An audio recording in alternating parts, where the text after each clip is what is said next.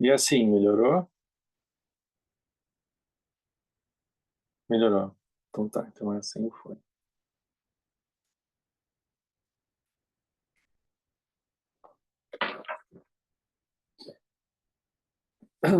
Bom, a gente começou no ano passado a olhar esse texto, né?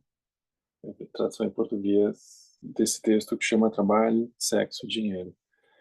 E a gente olhou ao longo do ano as duas primeiras partes, né? Trabalho e sexo, que é uma forma dele introduzir o tema dos relacionamentos em geral. E agora a gente está na última parte, que é a parte do dinheiro. Então, esse texto, ele é muito interessante porque a Trungpa Rinpoche vai, quando chega no Ocidente, ele vai se dar conta que a forma como a nossa sociedade se estrutura, ela, num certo sentido, se ela funila e se desenvolve de forma que esses três tópicos ocupem quase 100% da nossa atenção. Então, ele percebeu que ele não teria como, por exemplo, introduzir qualquer visão mais profunda com relação à vida que não levasse em conta a maneira como a gente desenvolve uma relação com o trabalho, como a gente se relaciona com sexo, relacionamento, família, e como que a gente se relaciona com o dinheiro. É como se desde criança a gente já fosse estimulado a imaginar que o centro da nossa vida vai orbitar ao redor desses assuntos. Então ele vai ao longo da vida tomar justamente essas grandes áreas como um assunto que ele frequentemente retornava justamente para ter uma linguagem e conseguir refletir sobre a vida. Então, ele é um texto que, embora esses ensinamentos que o Trungpa traz aqui, eles tenham originalmente sido oferecidos nos anos 70 e 80 do século passado, né? Ou seja, mais ou menos 50 anos ou mais, a nossa sociedade, ela basicamente continuou girando ao redor dos mesmos temas. E a gente não imagina outros assuntos que de alguma forma eles não dialoguem com esses temas, né? Então, o início do texto é muito interessante porque ele vai correlacionar os três animais, a imagem da roda da vida dos seis reinos com esses assuntos. E aí ele vai começar então a trazer visões que na perspectiva tradicional budista eles são muito interessantes, porque não é comum que a gente, por exemplo, olhe para as questões familiares e as questões culturais na visão tradicional budista como fazendo parte da nossa visão de entendimento das coisas, né? Então, por exemplo, o Trumpa vai dizer que mais de 50% da nossa neurose de se relacionar com o dinheiro foi herdada dos nossos pais. Isso na visão da psicologia, isso provavelmente é até bem estudado, mas na visão budista tradicional, eles não chegam a colocar dessa forma. Então, o Trungpa, ele vai trazer vários adendos para a gente pensar essas questões, né? E a parte que a gente está olhando agora, que a gente vai retomar, ela justamente vai então aprofundar a relação, especialmente com o dinheiro. E para ele, na verdade, não é como é que a gente ganha mais dinheiro, ou se o dinheiro é uma coisa impura dentro da prática, e como é que o budista se relaciona com o dinheiro. Mas é, em primeiro lugar, a gente perceber que a nossa relação com o dinheiro, na verdade, é um espelho para a gente poder se enxergar, poder ver os nossos karmas e poder ver também como que os karmas coletivos, os karmas sociais, os karmas institucionais desse tempo. Então agora, por exemplo, no final de abril e durante todo o mês de maio, na verdade, está vindo esse professor Zen, né, o David Loy. O David Loy, ele tem um livro que tem praticamente o mesmo título. Eu acho que ele adicionou karma também. Ele não tem em português esse livro, mas eu acho que é Trabalho, Sexo, Dinheiro e Guerra e Karma.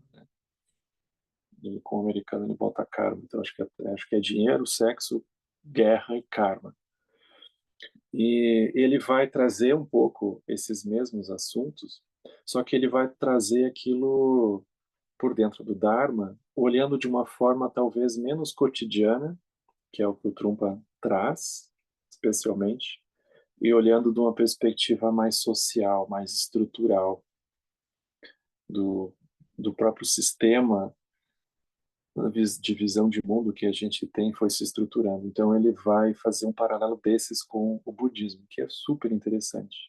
Então é como se fosse um complemento maravilhoso para esse texto que a gente está olhando, porque é como se ele fosse trazer uma perspectiva como se fosse social para esses assuntos aqui, né? Então às vezes a gente olha para essas questões de uma forma muito pessoal ou individual, como se aquilo fosse uma questão nossa apenas, né? E o Trungpa coloca isso, e o David Loy aprofunda ainda mais, de mostrar como que as visões que a gente carrega como nossas, elas são construídas dentro de um contexto social muito mais complexo, né? E aí ele vai mostrar ali dentro também como é que o budismo ajuda a gente a entender isso. Então ele está vindo ao Brasil para falar dessas coisas para nós. Então é um processo muito rico, porque é como se ele ajudasse a ver as dimensões estruturais daquilo que a gente imagina como sendo pessoal apenas, né? Ele vem fazer isso. Mas o Trungpa tem uma riqueza que é impagável, que é de mostrar isso não só de uma perspectiva extremamente ampla, mas também cotidiana. Então é como se ele estivesse dialogando com nós também na perspectiva da vida cotidiana mesmo, que é o que nos interessa, né? Que é onde a nossa vida acontece. E o trecho que a gente olhou em dezembro, que foi quando a gente teve o nosso último encontro, é o capítulo 14, que se chama A Ética nos Negócios. Então, vocês imaginem, ele estava nos Estados Unidos, lidando com pessoas e dentro de um contexto em que você se tornar um empreendedor de sucesso é a base.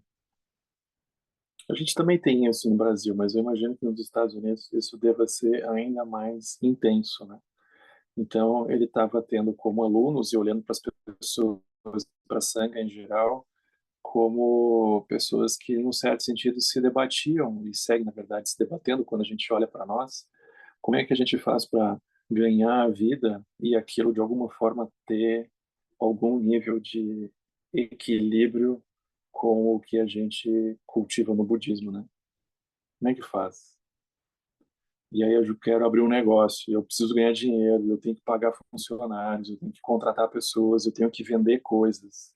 Como é que a dimensão ética se correlaciona com roteiro de 21 itens e caminho óptimo, essas coisas? Então o Trump aqui, ele vai, e é muito interessante porque ele vai trazer visões que ele comenta de ele notar dentro dos alunos dele e dentro das pessoas com as quais ele convive, as pessoas fazendo empréstimo, ficando apavoradas. E empréstimo é uma coisa budista, não é budista.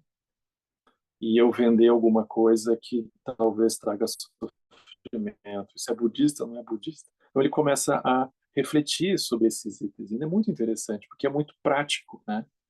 É tudo muito prático. Então vamos supor que a gente precisa ganhar a vida, hipoteticamente. E aí, como é que a gente relaciona isso com aquilo que a gente está praticando, está estudando, está desejando convergir, né? Então, para quem tem o livro em português, isso corresponde à página 207.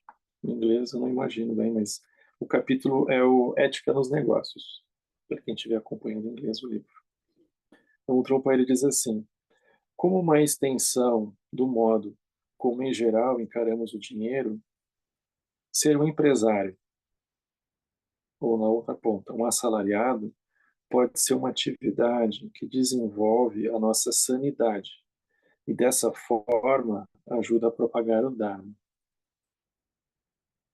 Então, aqui ele já abençoa o fato da gente estar envolvido, seja como alguém que tem um negócio, seja como alguém que trabalha dentro de um negócio, como um local que a gente pode desenvolver a nossa sanidade e que a gente pode trazer benefício aos seres.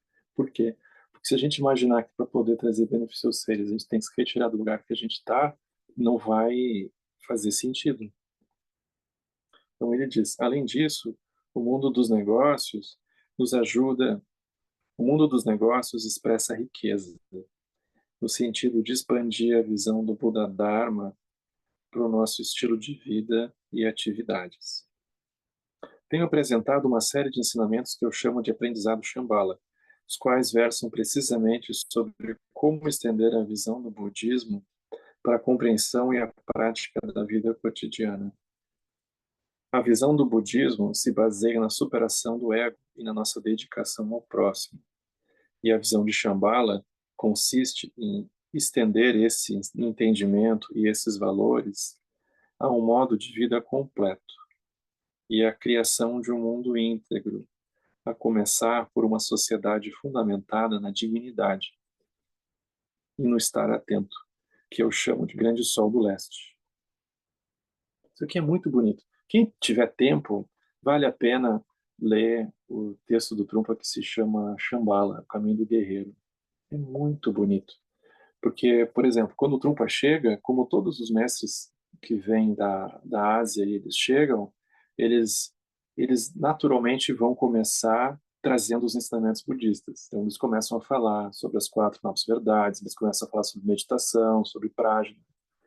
Só que aos poucos, eles vão se dando conta como é que o pessoal com os qual eles se relacionam funciona.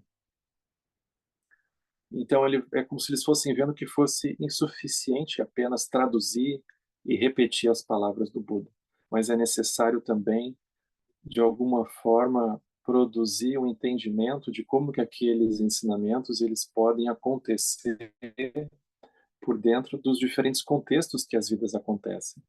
E as pessoas trabalham, as pessoas têm família, as pessoas têm dívidas, e as pessoas fazem viagens, as pessoas tiram férias, e assim por diante. É como fazer. Então, o Trumpa, ele começou em algum momento dos anos, da metade final dos anos 70, a não só manter os ensinamentos de Dharma, que ele sempre ofereceu, mas ele cria junto disso o que ele vai chamar da tradição Shambhala, que é uma forma aberta de apresentar a visão budista. Então ele vai criar livros que são, eu acho que o Shambhala, que é o maior deles, vendeu alguma coisa assim, tipo 2 milhões de exemplares na época, o que era um fenômeno porque não era um livro budista, mas era um livro que ele pegava a visão budista e apresentava de uma forma aberta, não sectária, assim, não budista, não religiosa, né? Então ele apresentava aquilo super mastigado para dialogar com a vida cotidiana. É super bonito. E ele vai criar também aos poucos, como ele está trazendo aqui, é quase uma visão que, como a gente vê no SEB, o Lama oferecendo das terras puras e das aldeias, e da gente cuidar das pessoas, e da gente gerar uma sanidade na relação com o nosso alimento, e da gente cuidar da vida, e da gente gerar um cuidado na relação com diferentes formas de viver e assim por diante. Um pouco o que o Lama almeja para as aldeias, para os SEBs, e através das mandalas, por exemplo. Então o Trungpa ele também trazia isso. É um complemento super interessante para a gente ver isso acontecendo. Então, o Trumpa vai chamar isso de Grande Sol do Leste. Segundo esse ponto de vista, desenvolver um negócio pode proporcionar às pessoas não apenas um trabalho, mas uma estrutura social e um meio de vida, de modo que todos os envolvidos possam se beneficiar. Por quê? Porque quando a gente começa de uma forma um pouco estreita, a gente começa a imaginar que todo mundo tem que entrar em retiro, ou que todo mundo deveria fazer retiro, que todo mundo deveria viver numa caverna. Não vai funcionar.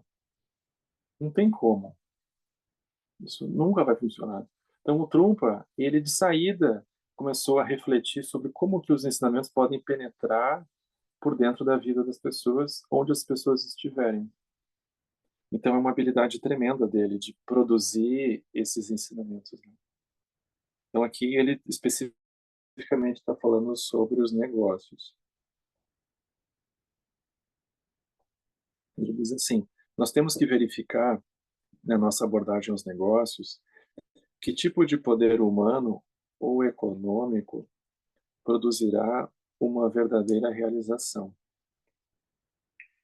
Em primeiro lugar, é preciso considerar a questão do valor, em termos de riqueza, pobreza e política.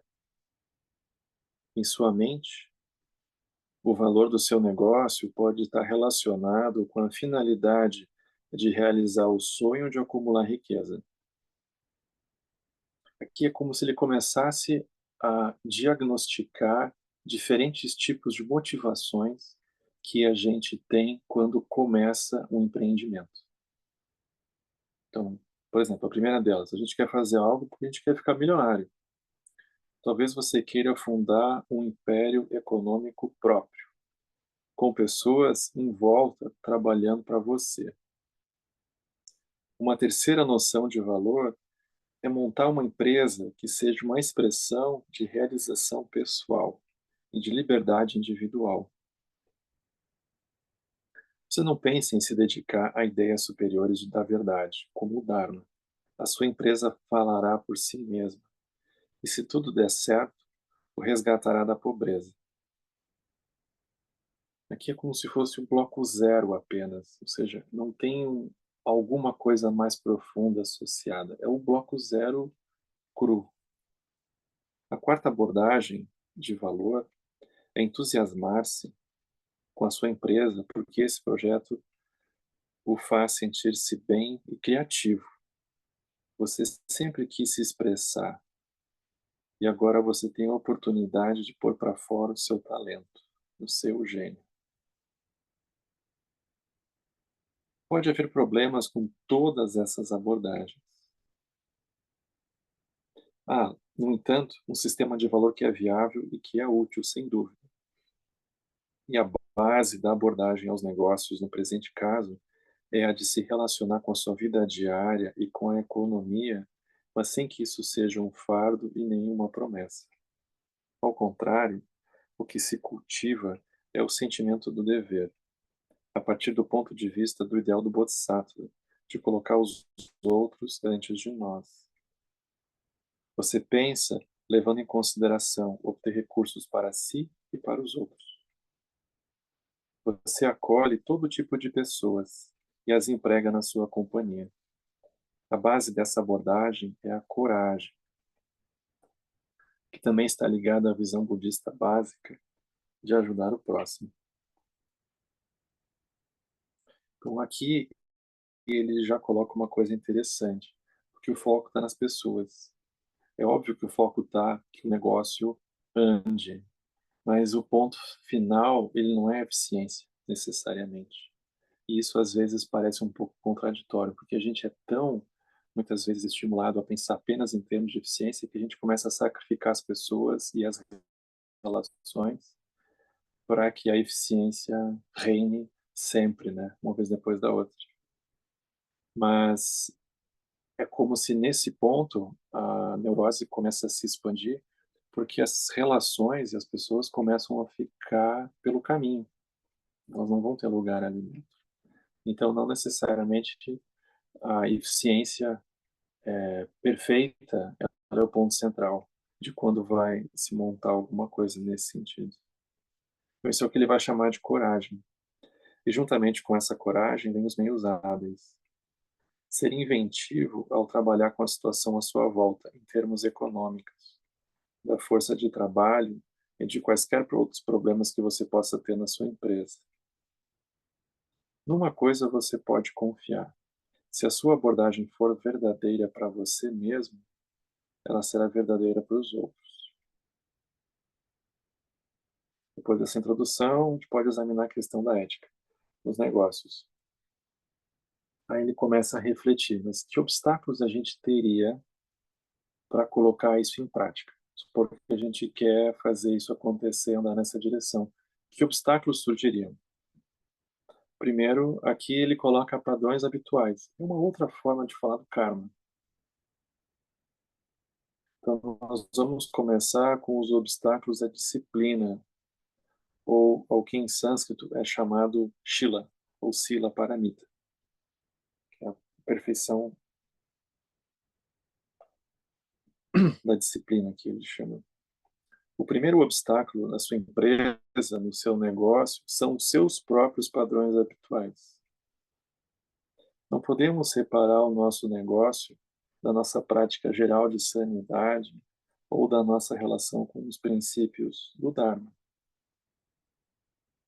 Você pode ser extremamente cortês e civilizado, de fala mansa e gentil. No entanto, quando entra no escritório e senta na cadeira, torna-se uma pessoa problemática, que manifesta suas neuroses a todo instante. E ali, a sua personalidade, ela é completamente diferente. Nessa situação, você tenta imitar ou expressar a ideia de trabalho e de dever de uma maneira errada. E a esquizofrenia se torna evidente na relação com a sanidade ou a loucura. Isso se deve aos seus padrões habituais anteriores. Você exibe nervosismo desnecessário quando trata com seus empregados, sócios ou clientes. Tem um outro lugar que o Trump diz uma coisa super bonita, né? Ele está dando um conselho para quem for fazer retiro isolado. E o conselho dele para quem faz retiro isolado é assim, porque o retiro isolado, justamente por ser isolado, não tem ninguém olhando, né? Tu não tem outros colegas ali por perto, o teu mestre não está por perto, então tu está completamente sozinho. E ele diz que o principal conselho para o retiro isolado é assim: aquilo que você faz quando não tem ninguém olhando é o que vai determinar todo o seu caminho até a iluminação. Mas é muito interessante, porque não é apenas algo que vai funcionar quando tem outras pessoas olhando ou que a gente está se relacionando num local específico. Mas onde quer que a gente vá, a gente precisaria manter aquela visão acontecendo. Um pouco parecido com isso, porque a gente chega nos lugares, dá uma olhada, não tem ninguém olhando, aqui é um pouco diferente, aí os karmas vêm, né? Aí o Trungpa diz: quando você percebe esse padrão de comportamento, você sente que não quer continuar agindo dessa maneira. Para superar o problema, terá de adotar um padrão de comportamento totalmente unificado, ou um estado psicológico que inclua todas as atividades. Você terá que se relacionar com a sua prática de meditação sentado e os seus negócios exatamente do mesmo modo. É um pouco isso. Então, não vai ser possível imaginar que tem um momento que termina alguma coisa e que começa outra. Então, como que aquilo que a gente cultiva num ambiente, que a gente pode chamar de ambiente da meditação, aquilo não cessa, aquilo continua, independente dos ambientes que a gente vai entrando.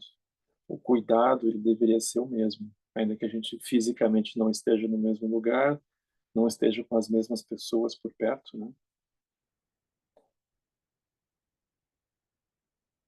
Isso é absolutamente necessário.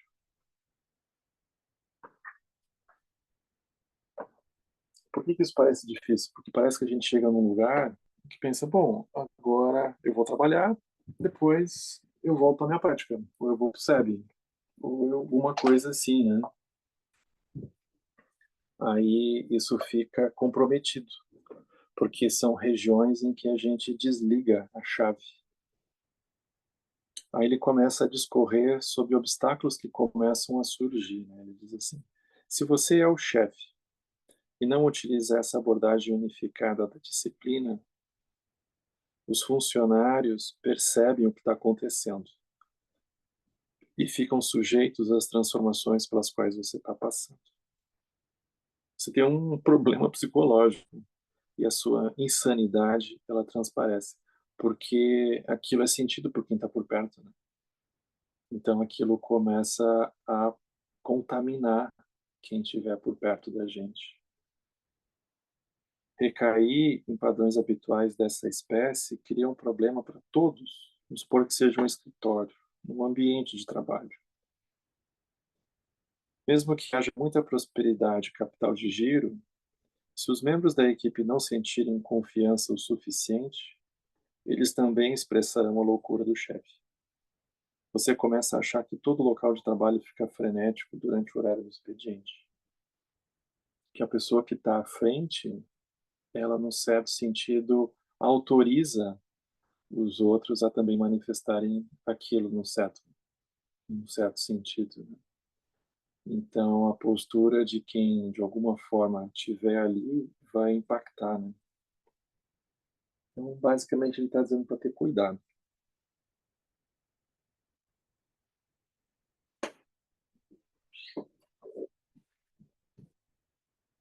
Ao anoitecer, quando você for para casa, você poderá tomar um banho, trocar de roupa, sair para comer em algum lugar civilizado. Você poderá ir para alguma reunião social, dar uma palestra para algum grupo ou encontrar com um dos seus clientes, ou mesmo um estudante de meditação. De qualquer modo, você tenta trocar a sua máscara. E toda essa encenação se torna risível. Se alguém pudesse assistir ao seu desempenho diário, de manhã à noite, isso seria muito embaraçoso para você.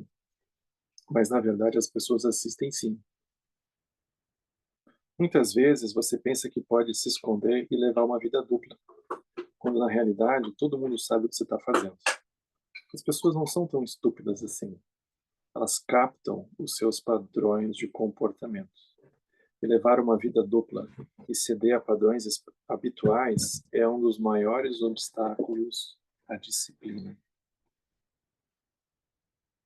Aqui, disciplina a gente pode entender também como continuidade, né? Como a continuidade de uma visão que a gente quer manter. e que aquela visão ela parece possível num certo contexto, e outros contextos a gente nem lembra de levar a visão junto, a gente desliga. Ou não é nem que a gente desliga a visão, ela desliga e a gente não lembra quem desligou, ou quando foi que desligou. Então isso é um obstáculo à continuidade, né? A gente tem introjetado dentro de nós que tem lugares que, consciente ou inconscientemente, eles são muito poucos espirituais. Então a gente nem lembra, muitas vezes, de fazer aquilo naquelas condições, naquelas situações, né? Esse é o primeiro obstáculo. O segundo, a tradução ficou maledicência. Não sei bem como é que está em inglês, mas diz assim: quando existe a falta de disciplina, né, ou dessa continuidade no local de trabalho, e você se entrega aos seus padrões habituais, os funcionários passam a falar mal uns dos outros no estabelecimento. Aqui é como se ele fosse mostrando um efeito cascata, assim, bola de neve, né? De uma coisa que vai levando a outra. Uma coisa que vai favorecendo e vai impulsionando as outras que vão vindo na sequência, né? Novamente, se você é o chefe e cede aos seus padrões habituais, então você influencia os outros funcionários, como se você autorizasse eles também, né? E por fim, eles sentem que não conseguem mais se conter. Eles não podem mais só ficar observando o que está acontecendo. E aí eles começam a falar abertamente. Depois, os encarregados passam a difamar os seus subalternos. Isso pode desandar numa situação bem complicada. Logo, os empregados, enfim, as pessoas com as quais a gente trabalha, eles começam a perder o sentimento de lealdade fundamental à empresa, o que é perfeitamente natural diante dessa situação. Se não for expressa e preservada uma verdadeira sanidade na situação do trabalho, a ideia de uma hierarquia genuína ou de um respeito para com a autoridade, ela cai inteiramente por terra. Se você trabalha com alguém que está se entregando dessa forma aos seus padrões habituais e às suas neuroses, você deveria encontrar uma maneira construtiva de conversar com essa pessoa. Porque o empreendimento só funciona quando todos têm boas intenções, o que significa assumirem o compromisso de manifestar sanidade para além do seu padrão habitual. Se a situação não tiver alicerçada nesse tipo de boas intenções, a difamação e mexerico surgem naturalmente. As pessoas precisam pôr para fora a sua energia negativa.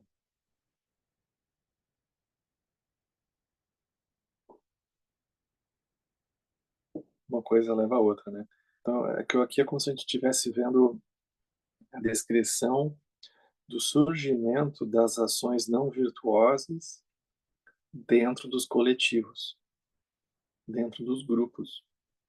E as ações não virtuosas vão se tornando institucionalizadas. Isso pode ser empresas, isso pode ser organizações, isso pode ser família, isso pode ser diferentes contextos, né?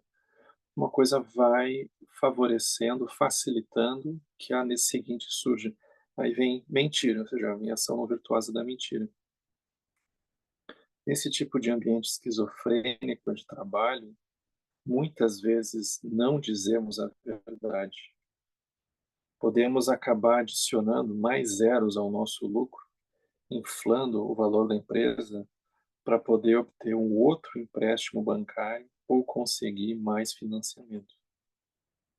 Só existe uma possibilidade de redenção, que é voltar à nossa própria sanidade.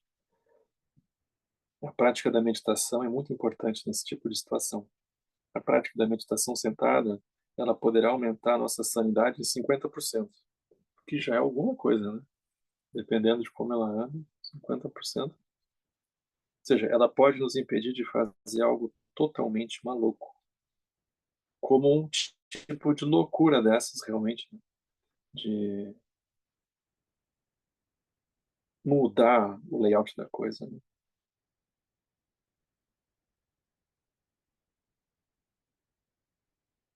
Aí vem preguiça. Quando você acorda de manhã e tem de voltar ao estabelecimento que criou ou onde você trabalha e você sente uma hesitação tremenda, você tenta atrasar sua chegada ao escritório tanto quanto pode. Você tenta se divertir tanto quanto for possível fora do seu trabalho, tentando postergar ao máximo o momento de começar.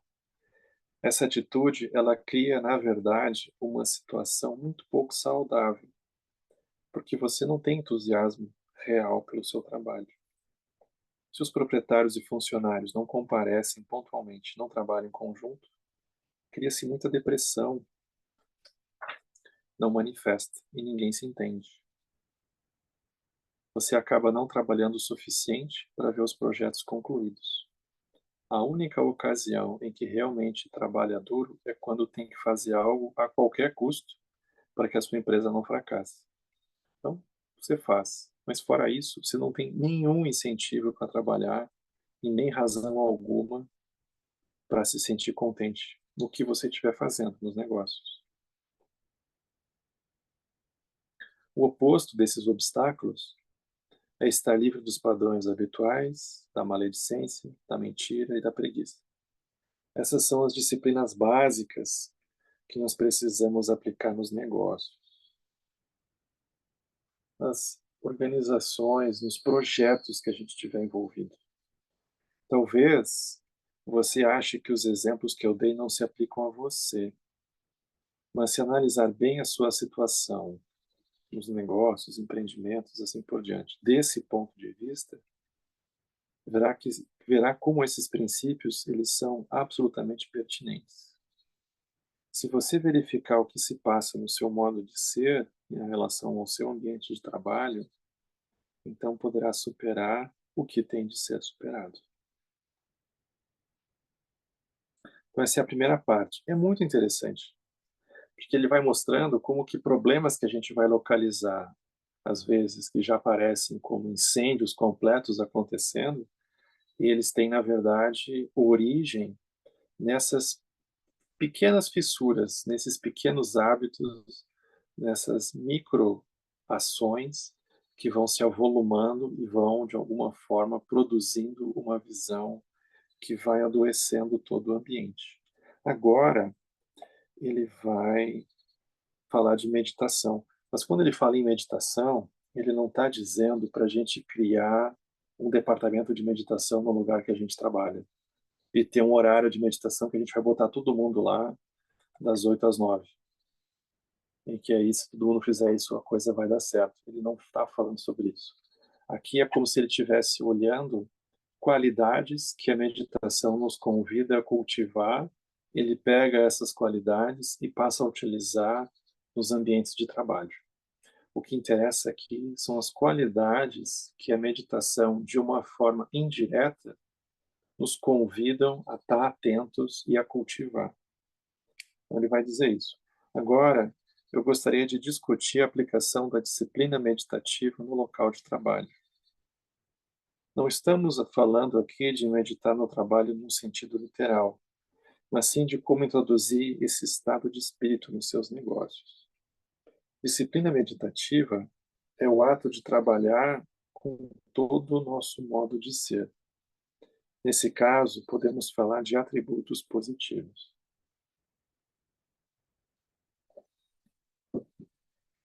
O que seriam essas qualidades, esses atributos, né? O primeiro deles, em inglês, aqui eles traduziram por benevolência, que é uma palavra que não é muito boa. Porque em inglês, a palavra que o próprio Trump usava é gentleness. Aí aqui na nota de rodapé vocês vão ver que o tradutor colocou várias opções, mas eu gosto mesmo de gentileza, porque a meditação é como se ela convidasse a gente a lidar com o mundo interno com um pouco mais de gentileza, nem que seja pelo simples fato de a gente se obrigar a parar um pouco e ver aquilo tudo, e ver que não adianta a gente ficar batendo simplesmente nas coisas, né? Então, Aqui ele vai dizer que o ambiente de trabalho, o ambiente de relação, o ambiente de alguma organização que a gente está envolvido, a base vai precisar ser uma qualidade de gentileza. Então devemos compreender a necessidade da gentileza.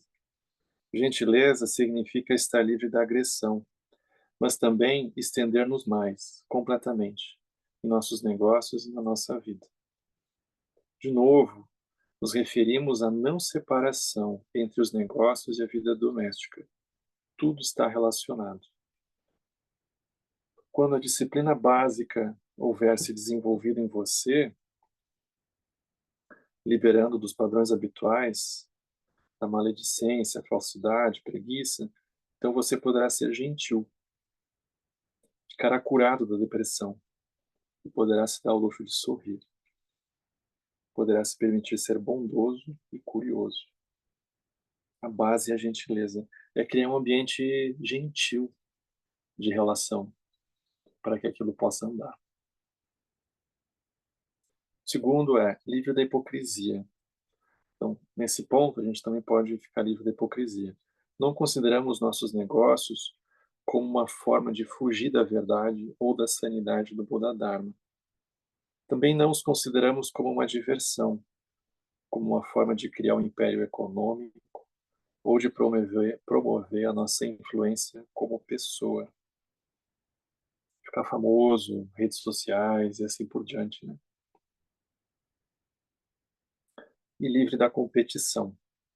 Por ter desenvolvido as qualidades das categorias anteriores, podemos nos livrar naturalmente da competição no trato com os colegas ou outras empresas. Não precisamos nos atirar precipitadamente nas situações e distorcer a lógica. Não precisamos pensar que somos o empresário mais sagaz porque podemos inventar algum truque antes que qualquer pessoa pense nele. Essa, essa competitividade é problemática e nos leva a conflitos. O problema surge quando não há estabilidade suficiente no sentido de samadhi, estado de consciência meditativa básica. As coisas se tornam muito arredias, saltando para trás e para frente. Sua motivação é baseada só na paixão, na agressão e na ignorância. E é necessário superar esse estado de espírito. E aí, o último tema é o que ele vai chamar de consciência discriminativa, que é o tema inteiro do budismo. Ele diz assim: o tema final é como aplicar no seu negócio a consciência discriminativa ou apreciação. A consciência discriminativa é chamada de prajna em sânscrito, e ela consiste em ver as situações claramente e distinguir ou discriminar todos os detalhes daquilo que está ocorrendo. Isso aqui é muito interessante porque começa a tornar alguma coisa mais próxima da vida cotidiana essa forma de olhar para a consciência discriminativa ou prajna, que não diz respeito apenas a uma reflexão filosófica da vacuidade daquilo ou não, mas se a gente de fato está conseguindo olhar com profundidade e entender de uma forma mais profunda o que está acontecendo, sem que a gente esteja necessariamente preso às nossas inclinações emocionais, aos nossos karmas, né? Porque a gente não está vendo o que está acontecendo, a gente está vendo o que a gente gostaria de estar vendo. E tem uma diferença. Então, isso já é a consciência discriminativa.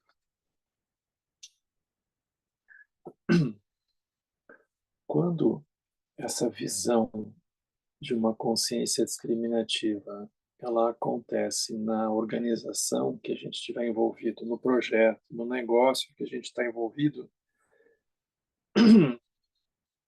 o que que isso produz? Aí vocês vão ver. O primeiro item que isso produz, ele vai chamar de lealdade. Lealdade é uma outra forma de falar de confiança.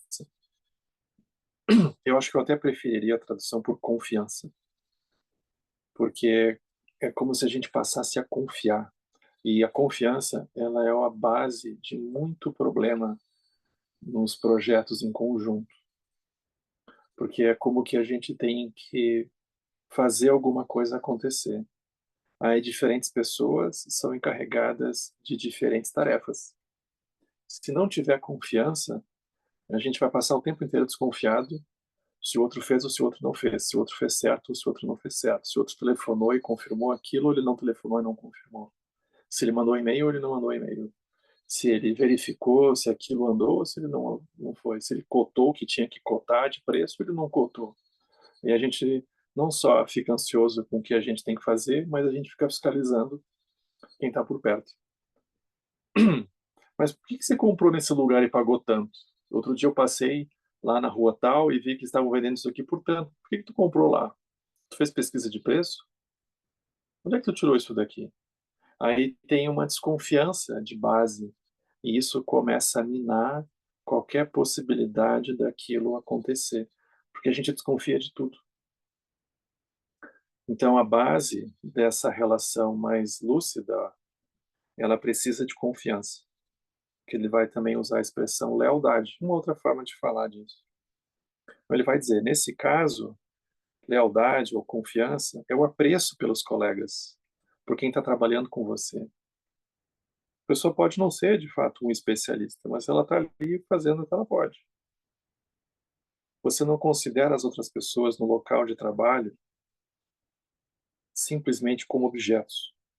Também você não vê elas simplesmente do ponto de vista de elas estarem simplesmente juntas no negócio num sentido negativo. Ao invés disso, você aprecia suas qualidades únicas. E o desenvolvimento dessa sensação de confiança e de lealdade está associado à gentileza, que nós já discutimos. A gentileza, ela induz um sentimento básico de confiança, de lealdade, porque você está livre da agressão contra os outros. A confiança, a lealdade, ela se manifesta como uma harmonia entre os membros da equipe dentro da situação de trabalho. Quando isso está presente, você pode expandir a sua visão. Você pode desenvolver mais consciência discriminativa em termos da aquisição de conhecimento técnico necessário para tocar o seu negócio. Se falta informação adequada ou falta visão para conduzir o seu negócio, isso se manifesta na falta de profissionalismo.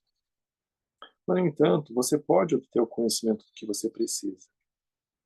Em parte, você pode aprender com outras pessoas que já desenvolveram conhecimento no seu campo.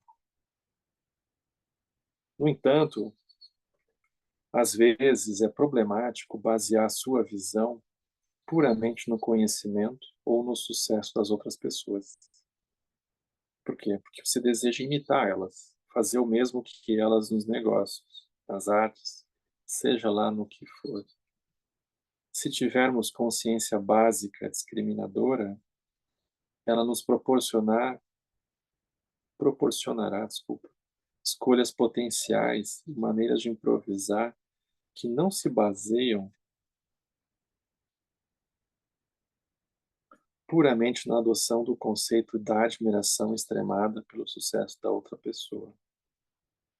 Isso também nos permitirá entrar em contato com todo tipo de pessoa além do nosso círculo de atuação, empregá-las ou trabalhar com elas muito livremente.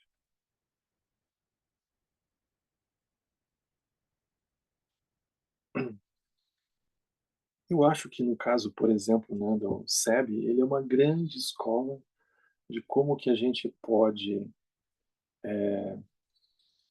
gerar uma habilidade de construir coisas e de desenvolver projetos sem que necessariamente a gente precise fazer aquilo dentro de uma visão particular de perfeição e também sem que a gente precise necessariamente consultar os maiores especialistas do universo naquele assunto. Porque a gente, quando começa a pensar em eventualmente fazer alguma coisa e a gente quer fazer aquilo muito perfeito, aí o número de causas e condições que a gente precisa reunir para aquilo de fato acontecer é simplesmente gigantesco. E a probabilidade daquilo de fato acontecer é minúscula. Então os projetos eles podem não andar. Mas se a gente faz um pouco aqui, um pouco ali, pergunta para um, pergunta para outro e vai indo, daqui a pouco aquilo está funcionando. Então, vai acontecendo um ajuste por dentro do próprio andar daquilo, né. Isso é muito interessante. Quem quiser ter essa experiência, pode passar um tempo aqui no caminho do meio, e aí vai vendo como é que as coisas vão acontecendo. Mas é um pouco isso que o Trump está dizendo, né.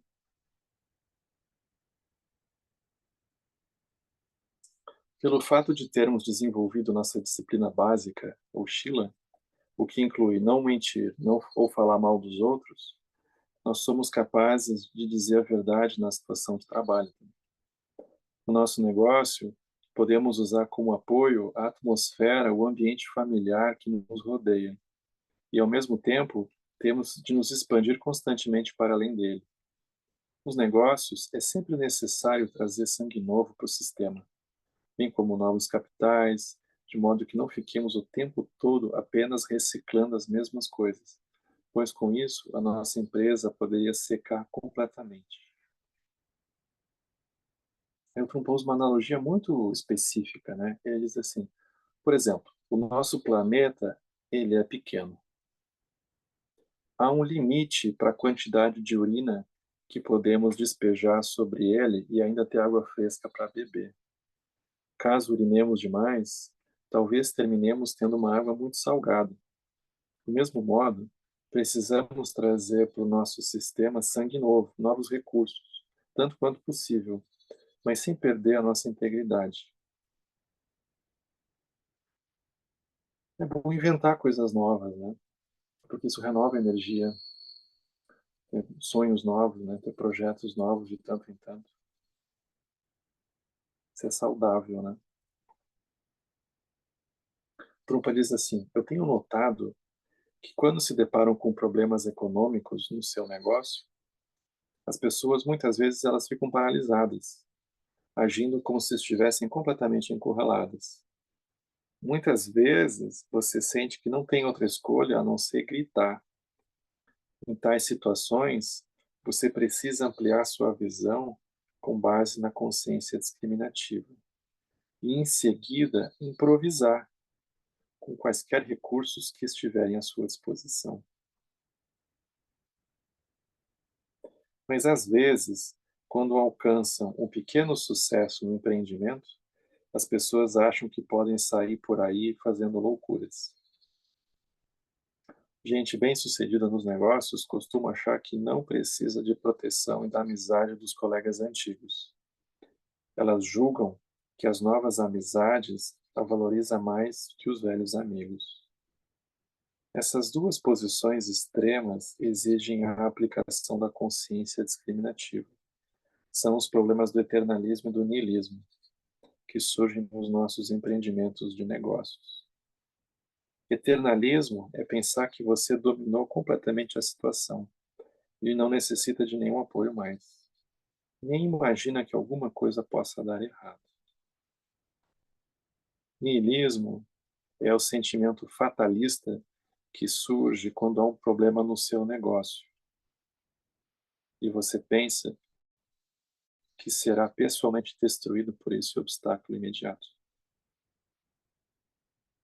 É interessante ele trazer essa quase uma perspectiva filosófica para olhar para o negócio, né?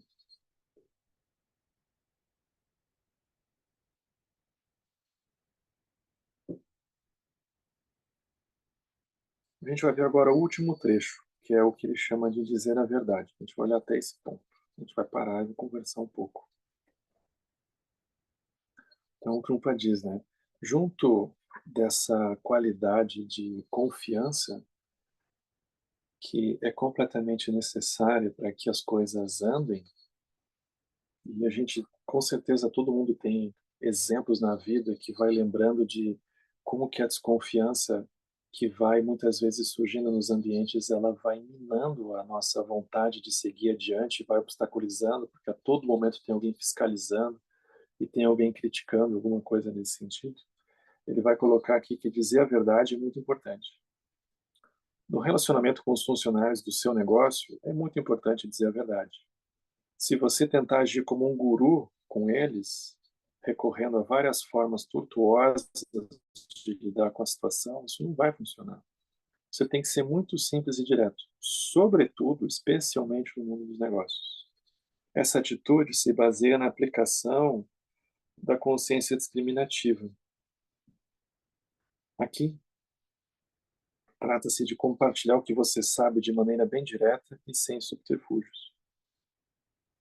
Em qualquer situação de negócio, existem fatos e números. A mecânica de como as coisas são combinadas. Tem conta no fim do mês, né? Tem uma planilha, tem alguma coisa nesse sentido. Além de compartilhar isso, você pode se relacionar com as pessoas muito diretamente. Os números e os fatos são evidentes e comuns. E você deve ter uma comunicação muito clara e direta para começar. Se você estiver tendo problemas com um funcionário que não contribui muito para o seu negócio, às vezes pode ser que não ajude nada compartilhar com ele a perspectiva detalhada em reais e centavos. Nesse caso, em algum momento, talvez tenha que dizer para ele que ele não tem capacidade para lidar com os fatos e com os números. E em seguida, que ele deve procurar um outro emprego. No entanto, você não precisa repreendê-lo mais do que isso. É melhor fazer menos insinuações e dar menos indiretas. A gente não precisa tomar para nós, imaginar que a gente tem que acabar com a pessoa ou que tem que criticar a pessoa e assim por diante. Diz, olha, aqui não funcionou e isso já é um próprio karma que a pessoa vai precisar lidar. A gente não precisa aumentar o peso, né? Uma mensagem direta é melhor porque os negócios eles são muito diretos. Eles são cheios de fatos e números. E a lógica disso fornece a prova imediata da habilidade de alguém para o trabalho diante de uma situação difícil. Se você não se relaciona com fatos e números, não pode ser um bom empresário.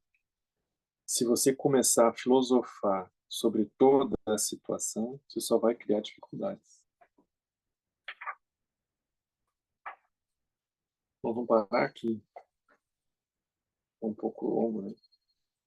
Mas aqui tem coisas muito interessantes que servem para muitos diferentes ambientes, né? Negócios, amizades, né? E assim vai. Então tem muita coisa, muita visão interessante aqui, né?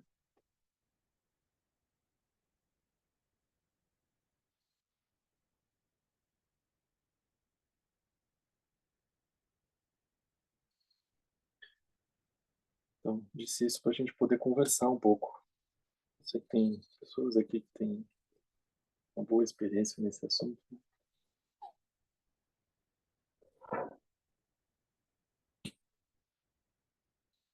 Oi, Célia, por favor. Alô, alô. Oi, Henrique, bom te ver. Bom ver todo mundo, bom estar aqui de volta.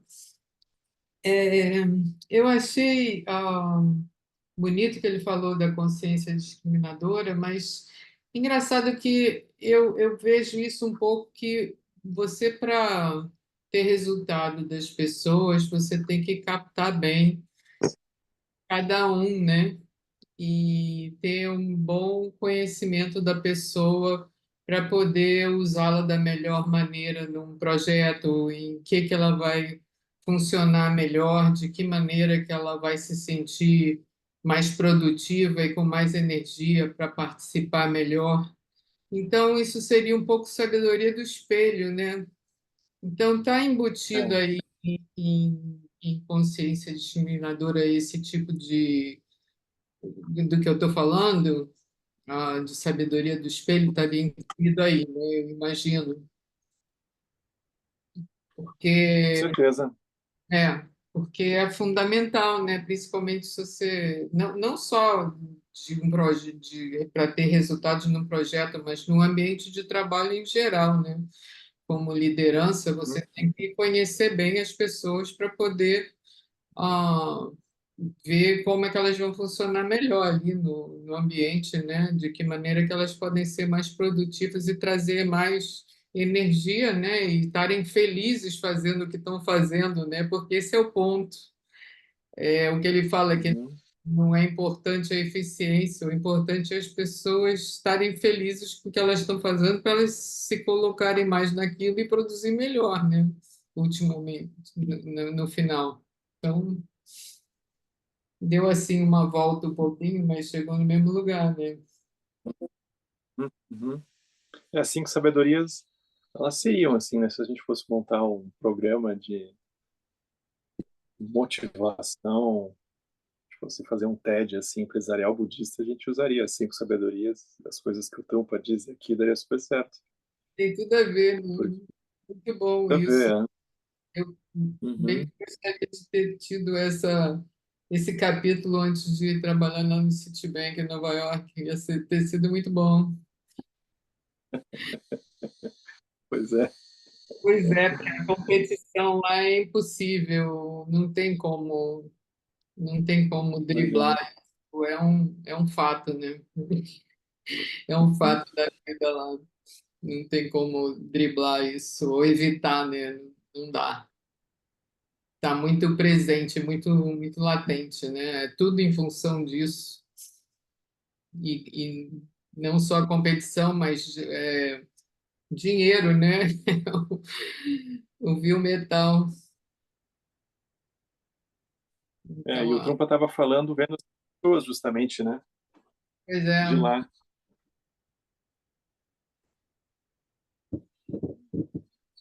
pois é. Então, por isso estou devolvendo meu passaporte essa semana. É. Foi bom enquanto durou, né? Pois é. Então, tá, valeu, bom te ver. Obrigado, Sério, é bom te ver também. Pois é, Oi, Henrique. Oi, pessoal. Então, que bom estar de volta, né? Depois de tanto tempo. as férias foram Então, meio longas, né? pois é, né? Depois de um longo verão, estamos de volta.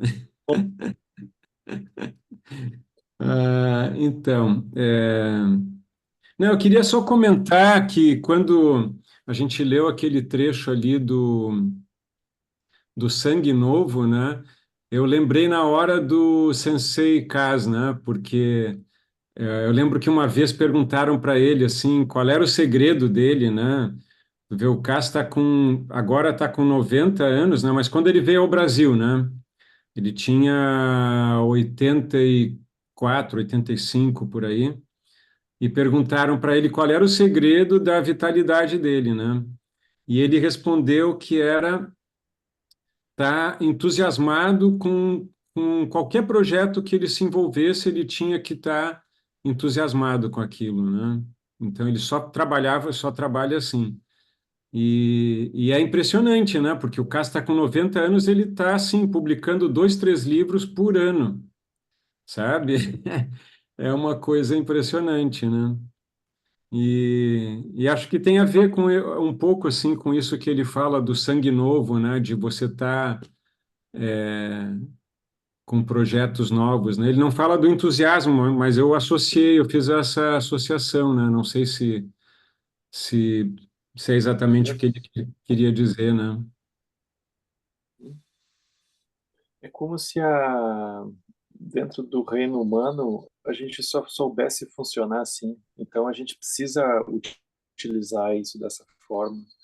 Eu lembro uma vez ver um ensinamento do Tulku Urgyen Rinpoche e ele dizendo que o próprio Guru Rinpoche, quando foi oferecer os termas, os ensinamentos que foram escondidos, o Guru Rinpoche disse assim: não, esses termas eu vou distribuir eles para eles serem e sendo descobertos ao longo do tempo. Porque, por exemplo, aparece um ensinamento novo, todo mundo corre, se empolga e começa a praticar. Mas depois de um tempo, as pessoas dão uma olhada e pensam, esse ensinamento aqui, esse terma eu já conheço, isso aqui eu já vi. Aí é como se a energia baixasse. Aí, de repente, aparece uma coisa que parece que é completamente nova. Aí tem um Hum, sangue novo na linhagem, tem um novo para os retiros, tem um sangue novo na sanga. Aí todo mundo corre e pega aquilo de novo, né? uhum, Então, ter uma habilidade de ir criando entusiasmos recorrentes, né? uhum, Não só a gente, né, mesmo, mas a gente também saber oferecer isso, né, uns aos outros, né? uhum.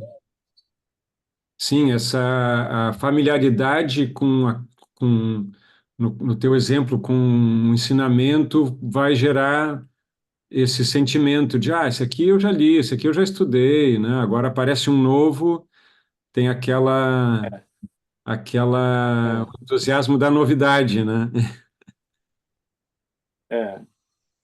é, tu viu, o Hum, Luma fica inventando para fazer o tempo inteiro. Agora ele inventou um retiro no Bacupari. Vai construir um templo.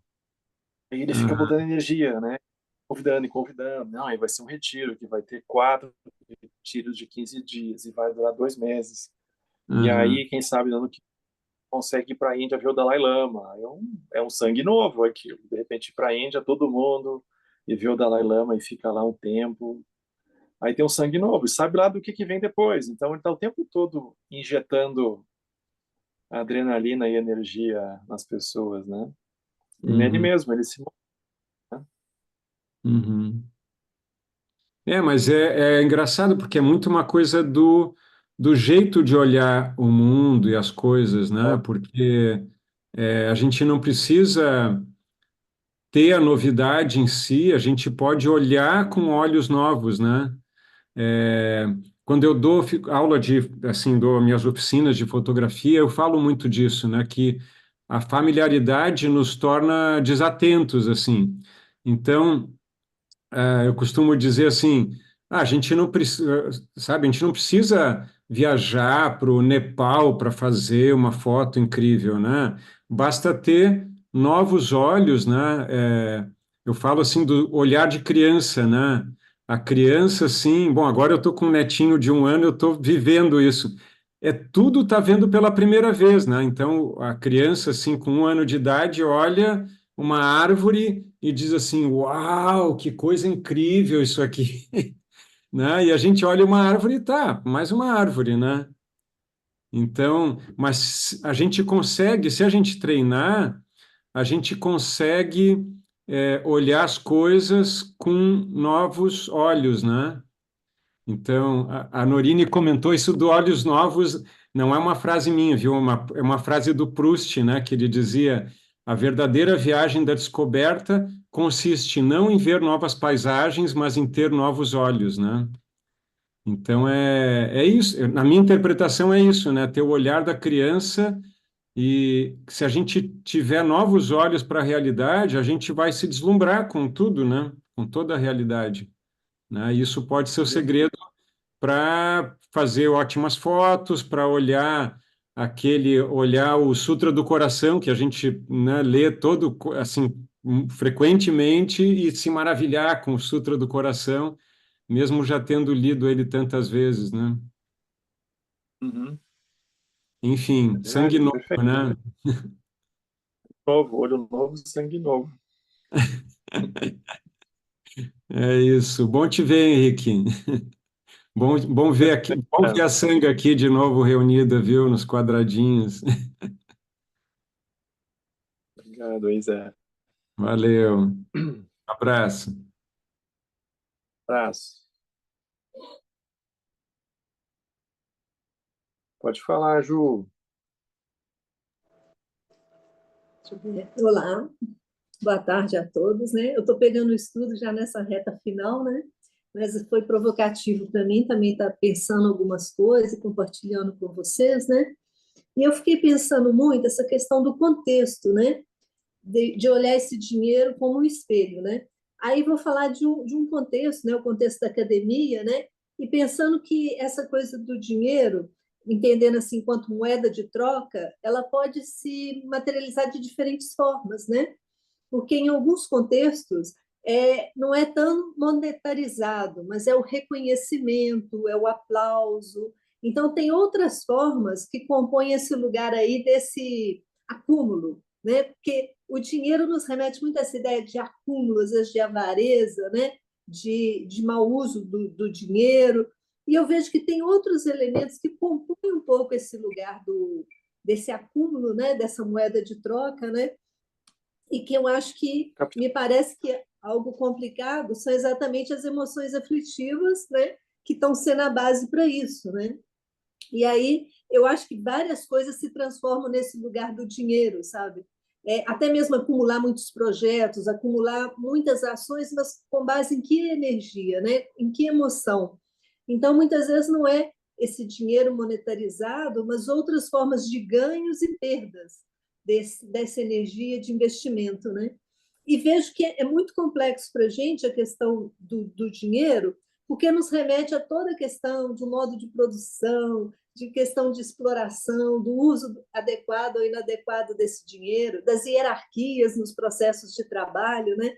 Então, remete para um contexto muito complexo e que aí, é claro, aí vão surgir referências e referências, né?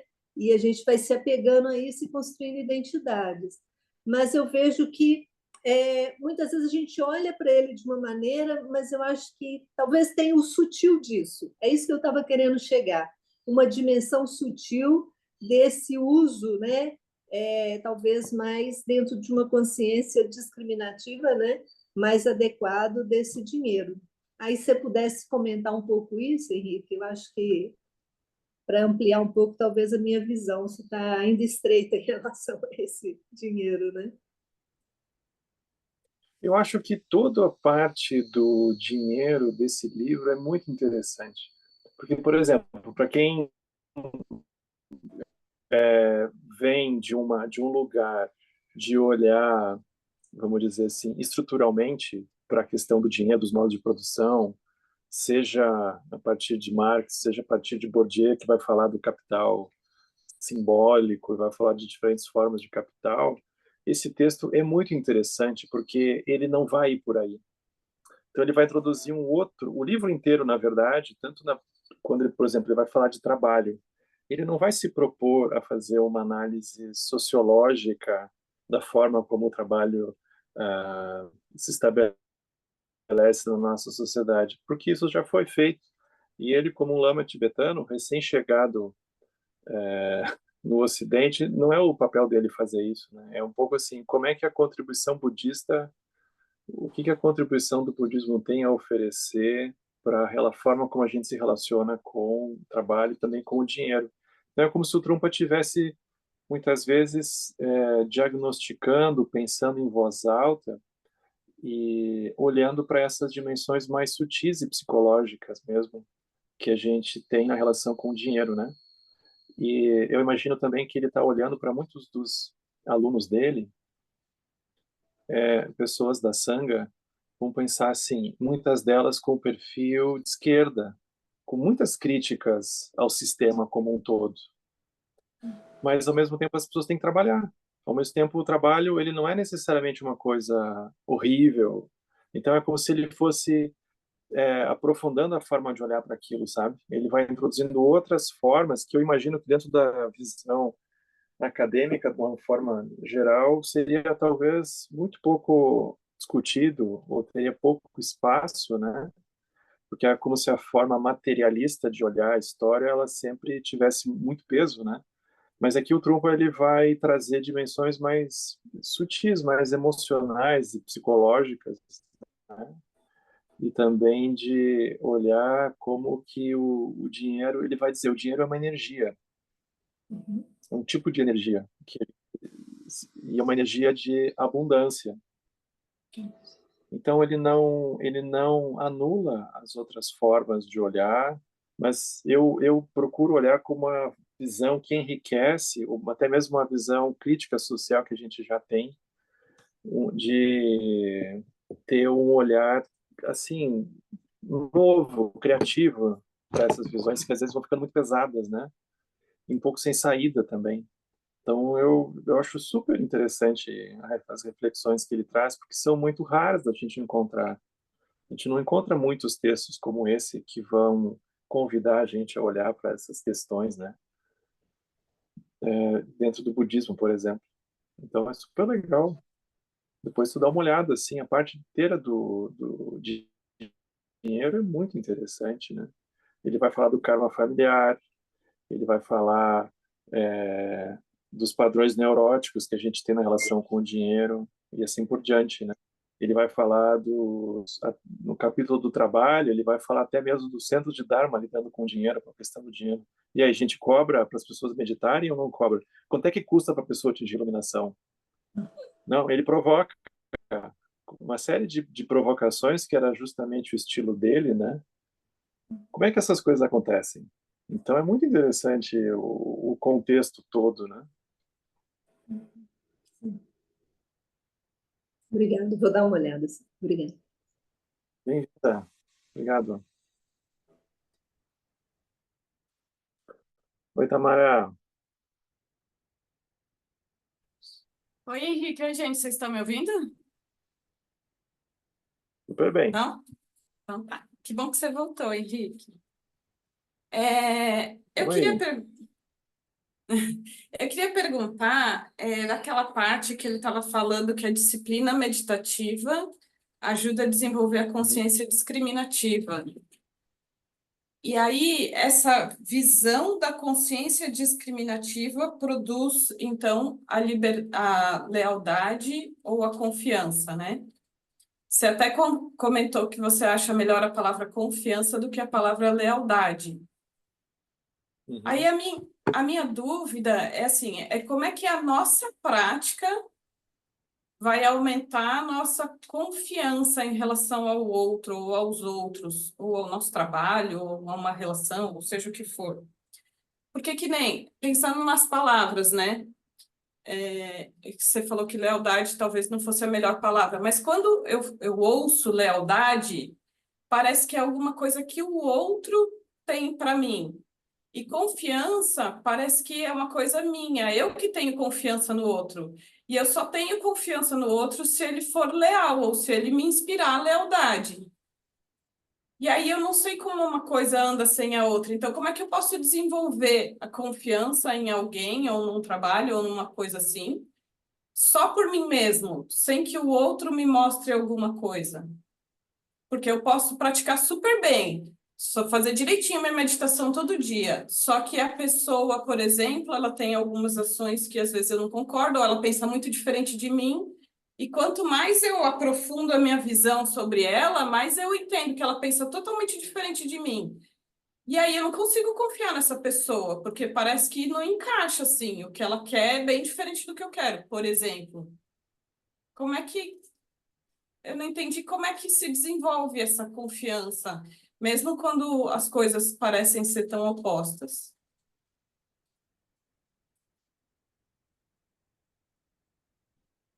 Hum, Bom, o Trumpa começa com... primeiro é como se ele elencasse 5 obstáculos para a gente estar atento, né? Então ele vai colocar livre que a gente cuide para estar livre da hipocrisia, a gente cuide para não difamar, mentira e assim por diante. Então ele começa desse lugar, né? Então isso é como se a gente já aliviasse um pouco, às vezes, o olhar crítico que a gente tem. Isso vai então possibilitar a gente ter uma postura de mais abertura, de gentileza.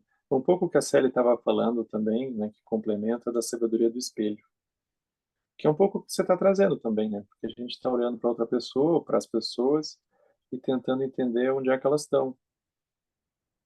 Isso é também uma forma de uma sabedoria discriminativa, porque a gente está tentando olhar e enxergar de fato o que que tem ali, né? Mas quanto mais a gente vai fazendo isso, mais nítido vai ficando o ambiente com o qual a gente está se relacionando.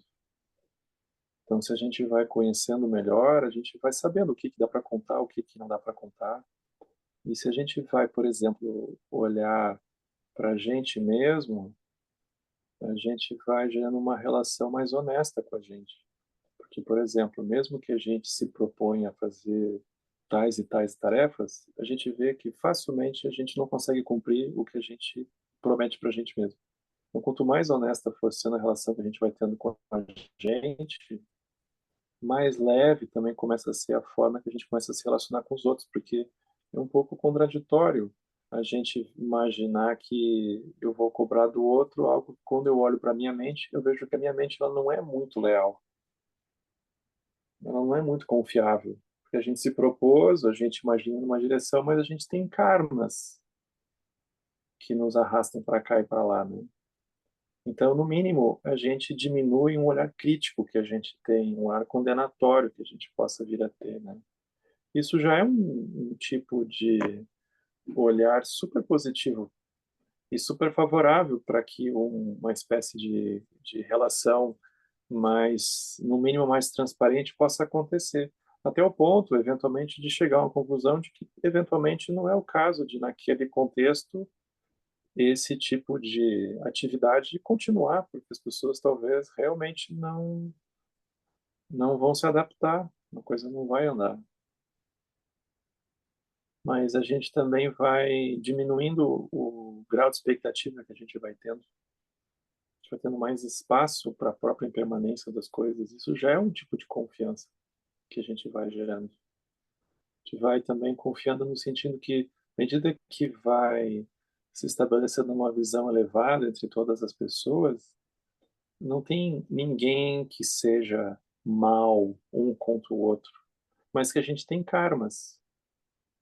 Mas não tem ninguém ali que está sorrateiramente fazendo alguma coisa para machucar mesmo, mas a gente tem karmas. Então isso já é um outro lugar de olhar também com confiança, porque ainda que aquilo escorregue aqui, escorrega ali, a gente está dentro de um movimento, de uma direção. Então isso também é um tipo de confiança. Então é como se confiasse no movimento e menos numa imagem de perfeição que a gente pode vir a ter, e de cobrança, de crítica, né?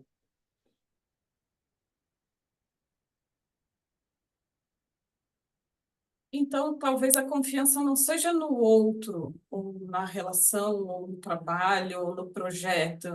É uma, eu não sei, não saberia explicar. É uma confiança, talvez, na visão, mas não sei. Eu acho, mas eu entendi dessa forma. Isso Eu mais... entendi que diminui as expectativas. Uma vez diminuindo Uhum. as expectativas, você não se decepciona tanto quando não der certo. Mas eu não entendo isso como uma confiança. Eu entendo só como uma, não sei, talvez é não expectativa mesmo, mas enfim, tudo bem. Eu acho que tem que pensar mais sobre isso, então.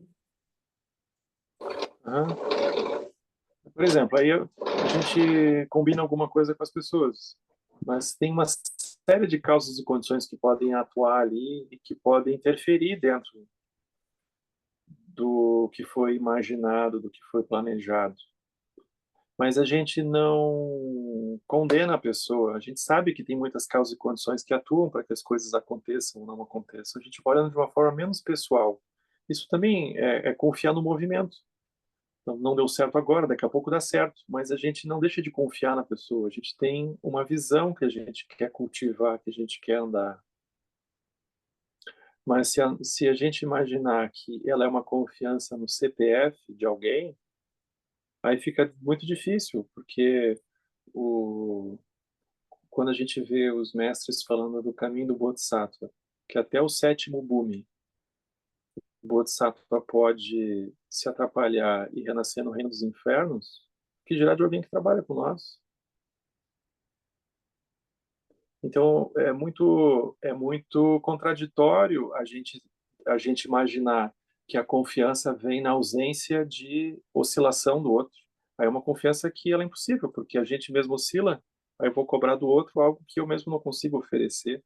Então, é uma visão mais ampla de confiança, uma confiança numa direção que a gente quer andar, e menos em coisas particulares que eu eventualmente me vejo cobrando o outro.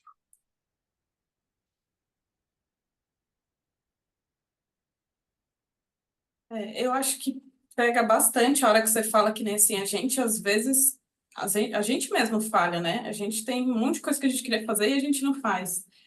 E aí aí eu não confio nem em mim mesmo. Eu vou confiar em quem?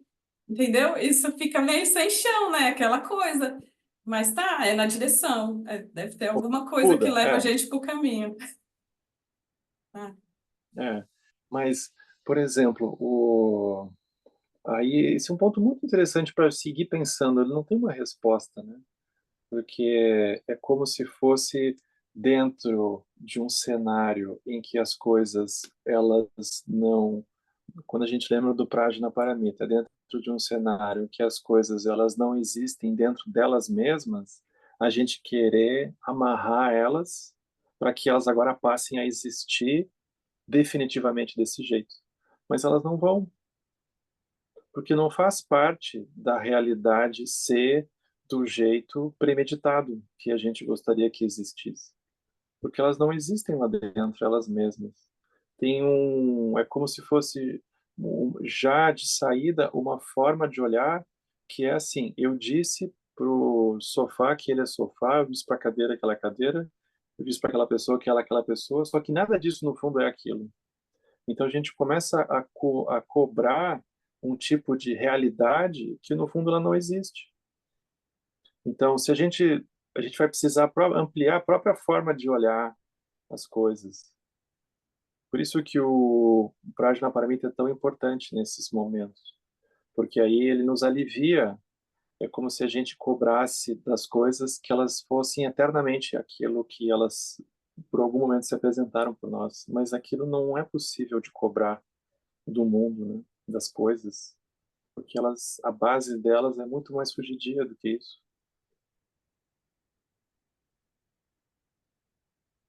Por exemplo, a gente vê no budismo, né? A descrição das experiências, ela se dá sempre em três níveis, né? Externo, interno e secreto. Por exemplo, aí a gente tem as coisas no mundo externo. Aí a gente vê, é difícil confiar nas coisas, porque as coisas nos deixam na mão. O celular, de repente, dá falha, aí ele dá pau, aí tu tem que desligar e ligar, manda para assistência técnica, ou dá vírus, e as coisas quebram, ou as coisas enferrujam, e as coisas caem no chão, e assim vai. Aí isso é o externo, aí tem o interno. É só a gente parar um pouco em silêncio na meditação, a gente vê que o interno, ele também está o tempo inteiro fazendo assim, né? E é muito contraditório, porque, por exemplo, a gente, quando encontra alguma coisa, a gente gostaria de ter um nível de estabilidade do interno, ou do sutil. A gente ouve sobre compaixão e pensa, bom, eu quero estabilizar a compaixão para nunca mais sair dela. Porque a gente não consegue. Então a gente vai, eventualmente, se aproximando, desejando, se familiarizando. Mas daqui a pouco... E aí tem o secreto, que é o aspecto profundo, livre da mente.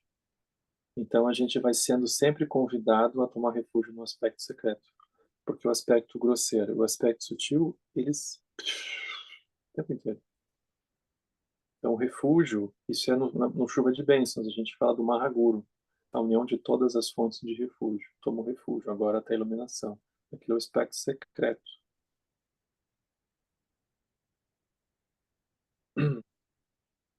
Só que aqui o Trungpa ele está produzindo uma linguagem, uma comunicação para introduzir uma visão mais profunda do Dharma dentro das situações domésticas, das situações cotidianas da vida. Então ele não tem tempo necessariamente de aprofundar isso. Só que como a gente também está num contexto em que a gente está dialogando com outros ensinamentos que a gente segue ouvindo, isso pode fazer sentido para nós, né? Então a gente vai também convergir a confiança para o aspecto secreto. As práticas de purificação, de confissão, elas são sempre uma descrição de como que o refúgio no aspecto externo e no aspecto interno falham. Aí eles vão fazer convergir para o aspecto secreto. E o aspecto secreto não tem nome, não tem forma, não tem tempo, não tem nada, né?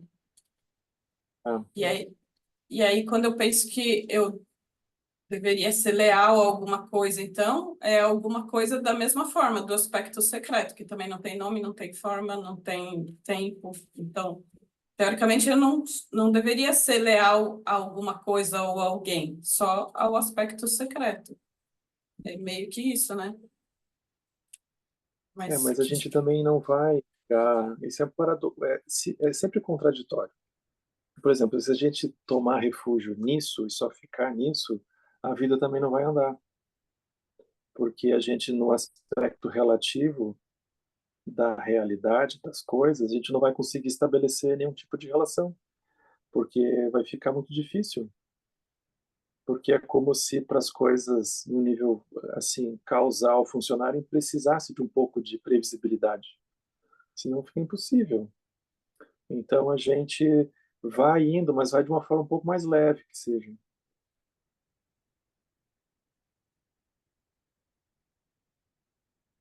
certo. Obrigada, Henrique. Obrigado, Tamara.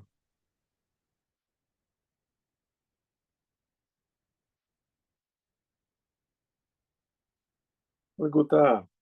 Bom te ver aí de novo. Oi, eu não sei se dá tempo de falar alguma coisa. Tá Dá sim. ainda?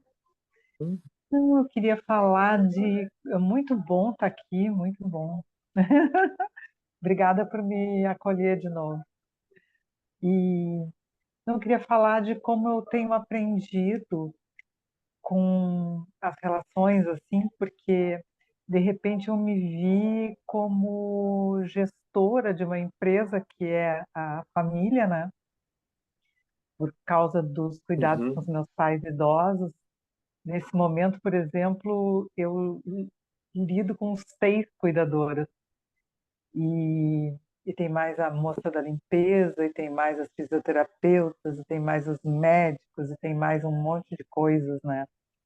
E então eu que sempre fui uma pessoa de esquerda, que de repente eu tenho empregadas, né? Eu tenho pessoas que eu tenho que eu tenho que pagar os salários, que pedem vales e que eu tenho que gerenciar tudo isso com os dinheiros disponíveis, né?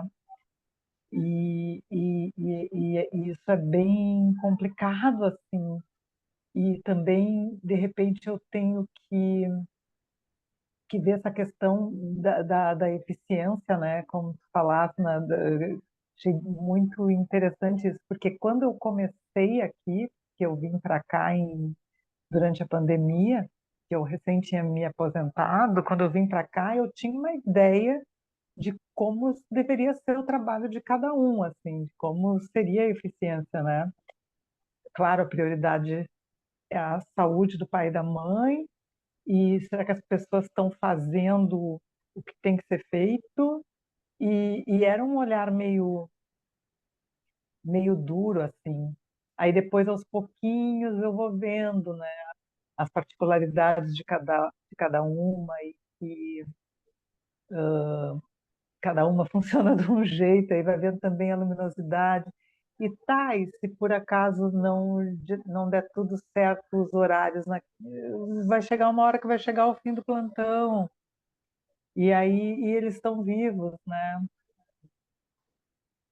Então então vai flexibilizando, né? Eu percebo assim como meu olhar foi flexibilizando e sei lá, era isso que eu queria compartilhar um pouco de como é assim na prática esse convívio, né, com pessoas tão diferentes, cada uma de um jeito, e aí entra uma nova e sai uma, e é tudo tão...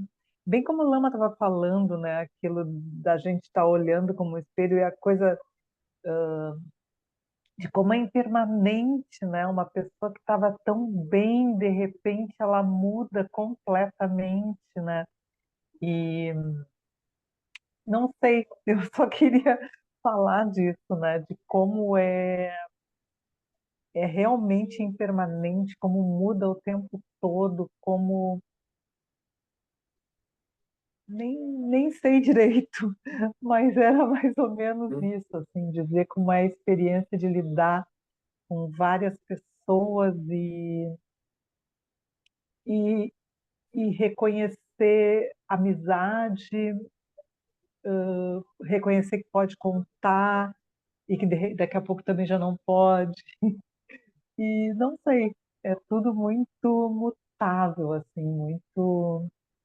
Não sei se poderia falar alguma coisa sobre isso. Eu acho que é isso mesmo.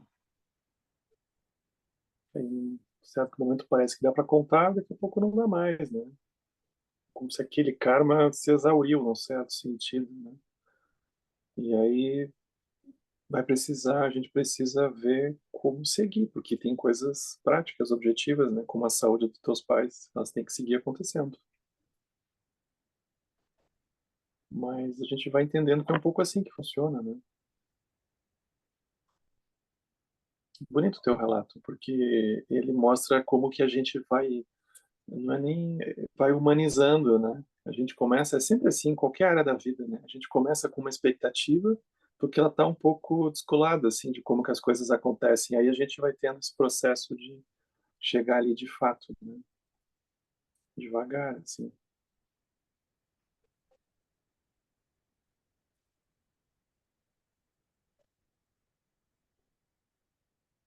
Interessante, tu tá descrevendo tudo como realmente como uma prática, né? E tu tá vendo cada movimento como prática, né?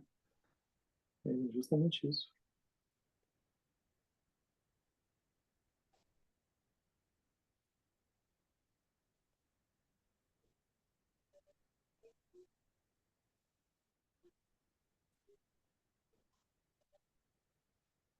Obrigado, Guta. Ah,